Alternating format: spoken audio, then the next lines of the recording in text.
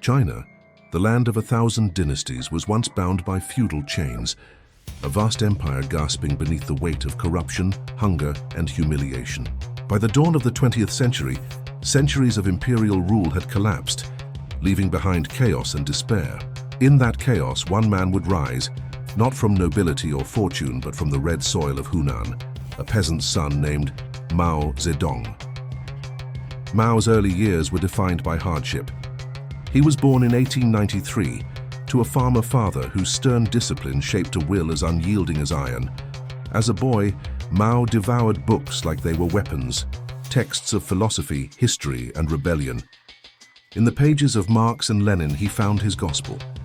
He saw in their words the promise of equality, a new world forged not by emperors, but by the hands of the people. China, at that time, was fractured, torn apart by warlords, invaded by foreign powers, and crippled by poverty. To many, the revolution was not a dream. It was the only way to survive. And for Mao, revolution was not merely an act of defiance. It was destiny. In the 1920s, as the embers of change spread across the land, Mao's voice began to echo in peasant villages and factory towns. He spoke of liberation, of peasants rising against landlords, of workers breaking free from oppression. His words were fire, and in a nation desperate for hope, fire spreads quickly. But even as he preached equality, Mao's eyes burned with a vision larger than the nation itself, a vision of his own immortality, carved into the soul of China. The revolution soon turned to war. Civil conflict erupted between Mao's communists and Chiang Kai-shek's nationalists. What began as an ideological battle became a fight for survival. Mao's army, ragged, starving, outnumbered, retreated through mountains and rivers in what history would call the Long March. It was a march of death and endurance. Over 80,000 men began. Fewer than 10,000 survived. Yet those who did would carry Mao's image like a banner of faith. It was during that march that Mao transformed from a mere commander into a myth. He learned to weaponize suffering, to turn loss into loyalty. His soldiers saw him as the embodiment of the struggle itself, unshakable, tireless, almost divine. And perhaps, in those brutal winters and endless marches, Mao too began to believe in his own legend. When Japan invaded China in the 1930s, Mao's rhetoric of unity and resistance gave him legitimacy. While others fought for power, he positioned himself as the voice of the people, the one who could lead China not only to victory, but to rebirth. By 1949, his moment came. The old world fell, and Mao stood atop the gate of heavenly peace in Beijing, declaring the birth of the People's Republic of China. The crowd below erupted in cheers, banners waved, and fireworks lit the sky. For millions, it was the dawn of freedom, the end of suffering, the triumph of the common man. But revolutions rarely end when they win. Some of them are only beginning. Behind the thunder of applause and the red flags fluttering in the wind, a quieter truth was already taking root, that the same man who had promised liberation would now demand obedience, that the revolution born from hope would soon consume its own children. And Mao Zedong, the man who dreamed of reshaping the world, was about to reshape it with fear, faith, and fire. The revolution was over. At least that's what the people believed. In 1949, Mao Zedong stood as the architect of a new China. His portrait hung in every classroom, his words echoed in every square, and his image was painted larger than the mountains themselves. The nation hailed him not only as a leader, but as the savior who had cast off centuries of humiliation. But beneath the triumph, the machinery of control had already begun to turn.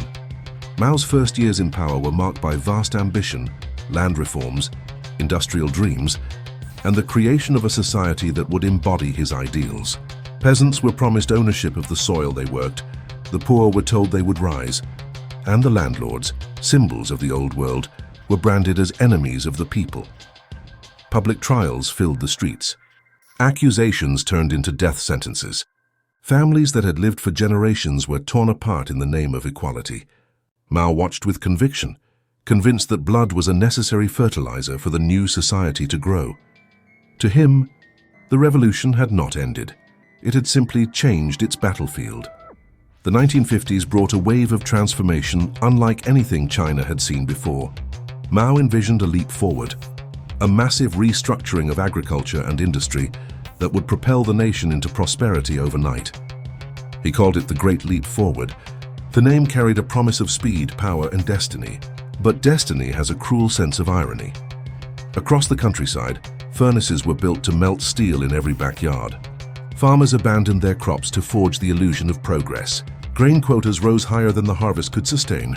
Officials, terrified of disappointing the chairman, exaggerated their reports. On paper, China was thriving.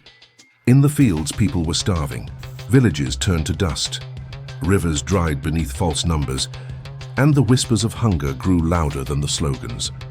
By 1960, famine had claimed tens of millions of lives, the greatest man-made disaster in human history. Yet in Beijing, Mao refused to see weakness. To him, acknowledging failure was surrendering to doubt, and doubt in his eyes was betrayal. He withdrew from the spotlight, watching as others tried to repair the wreckage. For the first time, his authority trembled. Some within his own party began to question whether the great helmsman had steered China into ruin. Mao's pride, once his greatest strength, now became his deepest wound. He believed his revolution was being stolen, corrupted by those who lacked his faith, his purity of vision.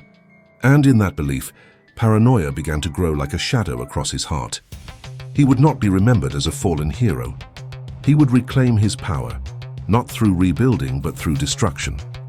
In 1966, Mao rose again, calling for a cultural revolution.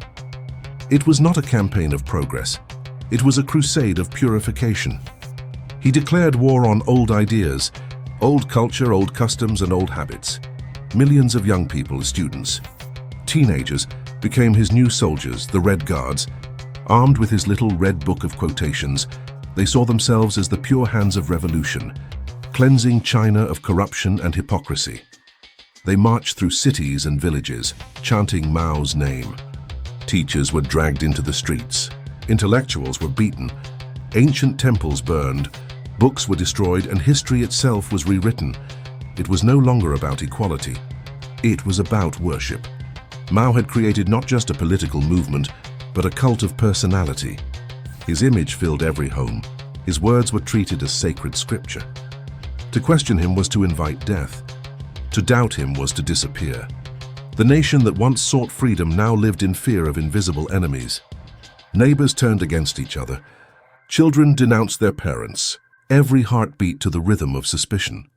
And Mao, the man who once spoke of liberation, watched it all unfold from his throne in Zhongnanhai, convinced that he was cleansing China's soul. Yet beneath the banners and the chants, beneath the blinding devotion, the people's faith began to fracture. Some whispered that the revolution had devoured itself, that the dream of equality had become a nightmare of conformity. But such whispers could not survive for long. The silence of fear drowned them before they reached the air. Still, history has a way of keeping score.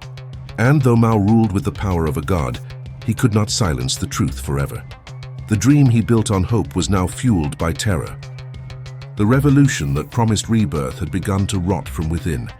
And as the world looked on, some in awe, others in horror, Mao Zedong, the man who had once lifted a nation from its knees, now found himself a prisoner of his own creation, trapped inside the myth he had forged. The drums of revolution echoed once more across China, not from battlefields but from classrooms, factories, and narrow alleyways filled with banners and chants. It was 1966, and Mao Zedong had been reborn. Once sidelined by his own party after the famine, he now re-emerged as the supreme voice of the people, the eternal revolutionary. The Cultural Revolution was his resurrection, and the youth of China were his chosen apostles. Everywhere, portraits of Mao hung like holy icons, smiling, stern, divine. The red sun that rose each morning was said to shine only because of him. In the cities, students waved their little red books, screaming his slogans with a fanatic purity that frightened even the loyal. They wore armbands marked with red, symbolizing their loyalty to the chairman above all else, above family, friendship, even life itself. They called themselves the Red Guards, and to them Mao was not merely a man, he was history itself. They scoured the streets searching for enemies of the revolution. Intellectuals, teachers, artists, scientists, anyone who spoke with nuance or doubt, became targets. Old habits were declared poisonous. Old beliefs treasonous. Ancient artifacts that had survived dynasties were smashed beneath the boots of children who believed they were saving the world. Mao watched from above, pleased. The chaos to him was proof that the revolution still breathed. Where others saw madness, he saw purification. And so the Great Purge began, not against foreign invaders, but against the very soul of his own nation. The Cultural Revolution was not about reforming society. It was about reshaping reality itself. In every corner of China, loyalty was tested in cruel and public displays. Families were forced to denounce their elders. Children tore down ancestral shrines. Entire villages burned the past to prove their devotion to Mao's new age. Fear became the air people breathed. Every word, every gesture could be mistaken for betrayal. A scholar who quoted Confucius was dragged into the street, beaten by the very students he once taught. A farmer who prayed to his ancestors vanished in the night. And yet, in the middle of this terror, millions still smiled when Mao's face appeared. Because to show fear was to show guilt. The line between truth and lie had disappeared. Even the party itself began to tremble. High-ranking officials, men who had once fought beside Mao, now faced accusations of treachery. His closest ally, Liu Shaoqi, was branded a traitor and capitalist roader. Once the president of China, Liu was dragged from his home, humiliated, and left to die in prison. Mao had turned against his own. Every purge was a lesson. Loyalty meant nothing unless it was to him alone. And yet amid the terror there were those who saw through the illusion. Some whispered that the chairman had gone too far. But those whispers never escaped the walls, because walls in Mao's China had ears. He believed he was saving the revolution from decay, that through destruction he could create purity. But the deeper truth was simpler and more tragic. Mao could not live without struggle. Peace to him was death. The nation, however, could not breathe forever on fear. By the early 1970s, the fires of the Cultural Revolution had begun to consume themselves. Factories stood silent. Schools had closed for years. Generations had grown up without education, knowing only slogans and suspicion. And beyond China's borders, the world watched in confusion. How could a man who spoke of equality create so much suffering? But Mao's genius and his danger lay in his ability to rewrite the story. He began to shift China's focus, opening a cautious hand toward the outside world. In 1972, he welcomed US President Richard Nixon to Beijing, a moment that stunned the world. The same man who had once vowed eternal struggle against imperialists now shook hands with America's leader. To the West, it seemed like a miracle. To Mao, it was strategy. He didn't believe in peace. He believed in survival. Behind the grand gestures, however, China remained scarred. Entire families had been erased, entire histories rewritten. The Red Guards, once his chosen children, were now scattered, lost, some exiled to the countryside, others executed for crimes they did not understand. The youth that had worshipped him were now the ghosts of a broken generation. Yet, Mao continued to smile from the great balcony above Tiananmen Square. The crowd still cheered, though fewer now believed. His revolution had eaten its own heart, but the myth of Mao remained untouched, an untouchable sun even as it began to fade. The once living revolution was now a performance, and the people, exhausted, could only watch. By 1974, Mao's health was failing. His body had begun to weaken, but his will to control never did. Even as illness dimmed his mind, he fought to shape the succession of power, determined that no one would undo his legacy. In private, some officials whispered prayers for the end, but to say so aloud was to risk everything. The great helmsman, as he was called, was still feared as though he could command life and death from his sickbed. And in that fading light, Mao Zedong remained what he had always been, a man who believed that history was his to command, even as history quietly turned against him. The storm he unleashed would not end with his breath. It would linger in silence, in the eyes of those who survived, in the stories that could not yet be told, and in the long shadow of a revolution that promised freedom but delivered fear. The man who had once seemed immortal was now trapped inside his own failing body. By the mid-1970s, Mao Zedong, and the great helmsman, the Red Sun of China, was a shadow of himself. His gait was slow, his speech slurred. Each breath came heavy, as though his lungs could no longer bear the weight of the revolution he'd built. The palace halls where he once paced like a god had grown silent. Curtains were drawn, voices lowered. Even the most loyal officials avoided eye contact, afraid of what the old lion might still command in his final days. Yet even then, even in weakness, Mao remained terrifying. His word, however broken, still had the power to end lives. His name still made grown men tremble. China, however, was crumbling beneath the quiet surface. The economy lay in ruins, factories idle, fields neglected. A generation had been lost, raised not in knowledge but in fear. The Cultural Revolution, once hailed as a rebirth, had devoured the nation's soul. The Red Guards, who had once screamed his name with worship, were now disillusioned adults scattered across the countryside. Some worked the soil they once spat upon. Others starved in exile, still clinging to the belief that they had served history's greatest man. And yet to speak against Mao was unthinkable. His image still loomed over every home, every classroom, every public square. The revolution had taught them to love him even as he destroyed them. No one dared to ask, was it all a lie? Inside Zhongnanhai, Mao's health worsened rapidly. His mind flickered between lucidity and delirium. He spoke to ghosts, to Marx, to Lenin, to his fallen comrades who had died long before. Sometimes he muttered about betrayal. Sometimes he spoke of destiny. And sometimes, in rare moments of clarity, he seemed afraid. He had once purged those he called enemies. Now surrounded by courtiers, doctors, and political vultures, he no longer knew who among them was truly loyal and who was waiting for him to die. His last companion, Jiang Qing, the former actress who became his wife, still ruled by his side. Fierce, ambitious, unyielding, she led the radical Gang of Four, determined to preserve the revolution's purity after Mao's death. But in the corridors of power, another figure was quietly returning. Deng Xiaoping, the man Mao had purged twice, but who refused to disappear. Deng waited, patient and cold. He understood something Mao never did, that time itself was the ultimate weapon. On September 9, 1976, the Red Sun finally set. Mao Zedong was dead. After 82 years of life, his heart, that engine of endless struggle, fell silent. The official announcement came at dawn. In cities across China, loudspeakers blared the news in a trembling monotone.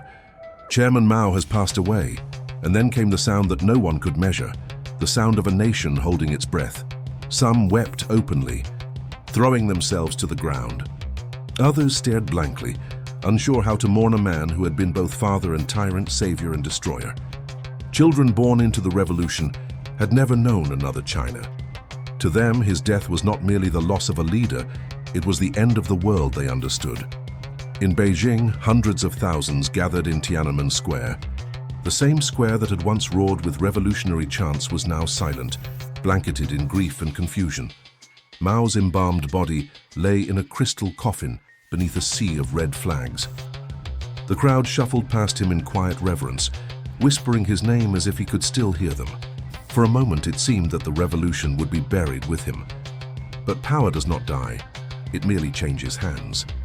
In the weeks that followed, China turned inward, uncertain of what would come next. The Gang of Four, led by Jiang Qing, seized control of state media, declaring their loyalty to Mao's legacy and their intent to continue his revolution. But the nation was exhausted. The people wanted no more purges, no more chaos, and so in a silent coup the army struck back. Within a month of Mao's death, Jiang Qing and the Gang of Four were arrested. The woman who had once ruled with the fury of ideology was dragged away in disgrace. The newspapers called it the end of the Cultural Revolution. But for millions, the scars were far from healed. In the following years, the truth began to leak through the cracks. Families searched for lost relatives. Scholars uncovered the real death tolls. Farmers who had been exiled returned to find their homes gone. It is estimated that tens of millions had perished during Mao's rule through famine, purges, and revolutionary madness. Entire generations erased, entire histories rewritten, and yet paradoxically, Mao's portrait remained, smiling from the gates of Tiananmen. printed on every banknote, honored as the father of modern China. Because history, in China, is a mirror that reflects only what the state allows.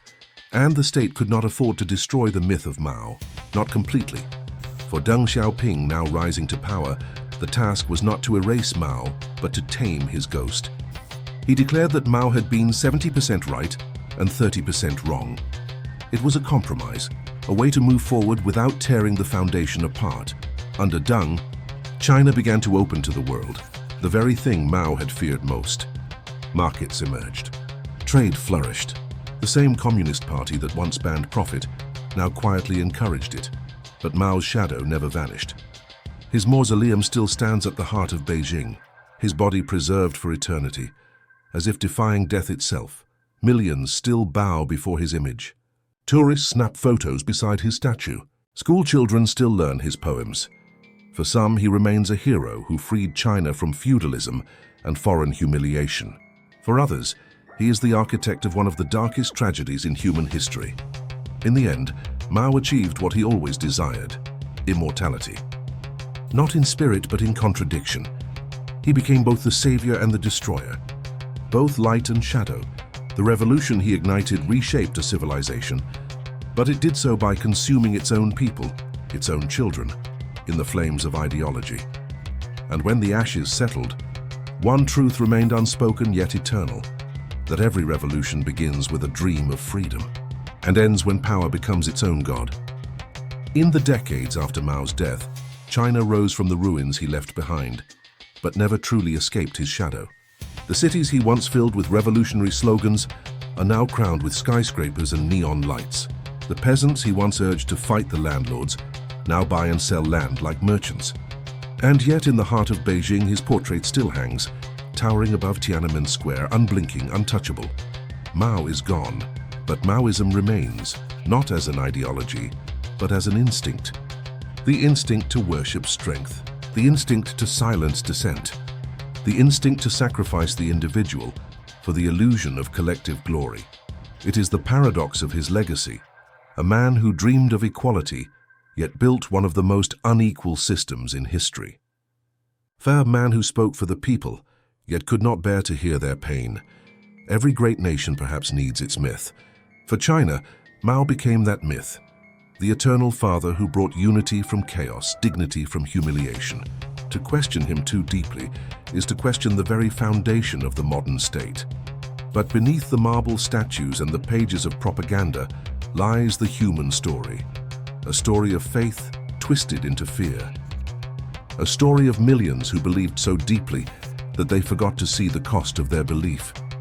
The Cultural Revolution was not just a political purge, it was a spiritual one.